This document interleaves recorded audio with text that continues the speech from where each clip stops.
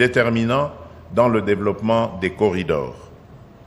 Pour amplifier cet élan, j'encourage la création de banques d'investissement spécialisées pour financer les projets d'infrastructure et garantir leur viabilité, la mobilisation des partenaires bilatéraux et multilatéraux pour accompagner nos efforts, l'implication des gouvernements provinciaux pour assurer une coordination harmonieuse et un développement inclusif. Ces initiatives permettront de transformer nos corridors en véritables pôles de croissance avec des plateformes logistiques, des zones urbaines modernisées, des réseaux d'eau et d'électricité renforcés, ainsi que des centres de santé, d'éducation et de formation. Le développement des corridors doit s'accompagner d'une vision intégrée et durable. Je rêve d'un réseau ferroviaire reliant le Grand Katanga au Grand Kasaï, au Grand Bandundu, à Kinshasa, au Congo central, jusqu'au port en eau profonde de Banana.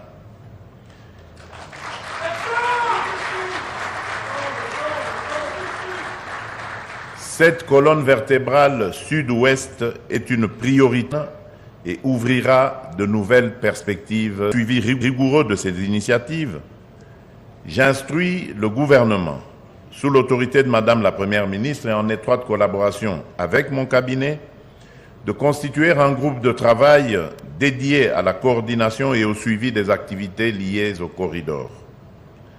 Mais au-delà des infrastructures, nous devons veiller à un développement harmonieux. Les corridors doivent être accompagnés d'un urbanisme maîtrisé avec des zones résidentielles, commerciales et des services publics de qualité, de petites et moyennes entreprises et petites et moyennes industries pour booster l'économie locale et créer des emplois, d'une exploitation responsable de nos ressources, notamment dans les secteurs miniers et agricoles, pour garantir une chaîne de valeur profitable à nos communautés. Mesdames et messieurs, Expo Béton RDC, à l'image d'autres grandes initiatives, constitue une plateforme importante pour repenser notre avenir. Les échanges qui s'y tiendront sur des enjeux majeurs tels que la structuration de l'exploitation minière artisanale, la valorisation de l'agriculture familiale, ainsi que l'implication active de la jeunesse et du monde scientifique, alimenteront directement la formulation de nos politiques publiques. Je m'engage personnellement à examiner les recommandations issues de cette 9e édition et à intégrer les plus pertinentes dans nos réformes sectorielles. Le Haut-Katanga, par sa dynamique économique et sa position stratégique, est à l'avant-garde de notre marche vers le progrès.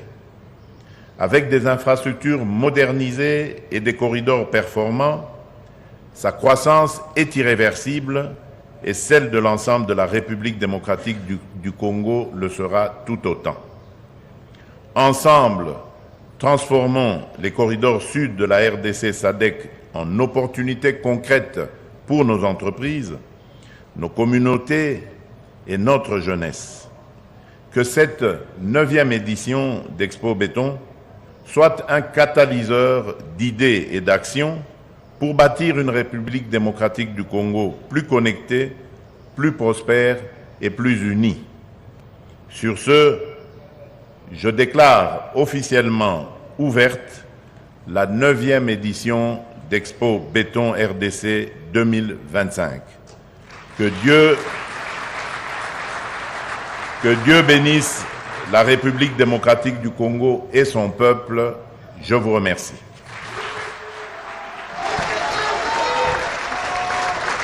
Voilà donc, mesdames et messieurs, le discours inaugural du président de la République de cette 9e édition Expo Béton.